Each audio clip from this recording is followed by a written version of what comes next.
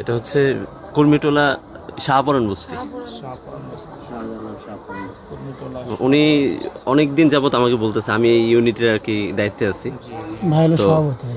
তো উনি অনেক দিন ধরে, আমিও দেখতেছি, আমি এই এলাকার স্থানীয়, আমি দেখলাম যে ওনার অবস্থা অনেক খারাপ, মানে ইনকাম করার সোর্সও অনেক কম, তাই উনি ঘরের এই কাজটা ধরতে পারতেছে না। তাই আমার একটু আবেদন, যাতে করে আমাদের যারা আছে, প্রতিনিধি আছে, তাদের পক্ষ থেকে এর একটা ব্যবস্থা করা দরকার, এই জন্য আর কি। ঠিক আছে, ইনশাআল্লাহ আমরা যেহেতু আসছি, ইনশাআল্লাহ এটা জি আমরা দেখবো ইনশাআল্লাহ। জি, ঠিক আছে।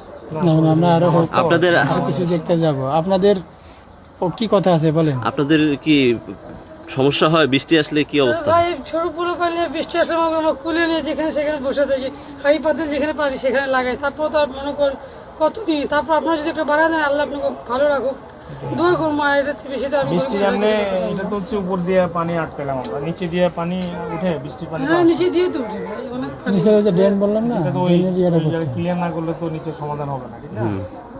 ঠিক আছে, ওটা আমরা দিয়ে কথা বলি। ড্রেনের মাথা কোন দিকে? এরকম ব্যবস্থা করেন যদি বাচ্চাদের নিয়ে একটু মনে করেন একটু ছাদের নিচে থাকতে, অবশ্যই। কারণ আমার ছাদের অবস্থা ভাই অনেক খারাপ। একটু সময় লাগবে আপনার, এটা হয়তো তাড়াতাড়ি হবে, ড্রেনের সময় লাগবে, বুঝছেন? এটা আমরা চেষ্টা করবো ইনশাআল্লাহ। হবে ইনশাআল্লাহ। ভিডিওলগি। এটা হচ্ছে বারান্দা, টয়লেট, খুবই খারাপ অবস্থা। আর সবচাইতে খারাপ অবস্থা হচ্ছে আমাদের এই যে রাস্তার এখানে একটা ড্রেন নাই। এই ড্রেনের কারণে মানে একটু পানি হইলেই পানি যদি হালকা বৃষ্টি হয় পুরা কমে যাবে। আর এই বাবু ভাই আপনার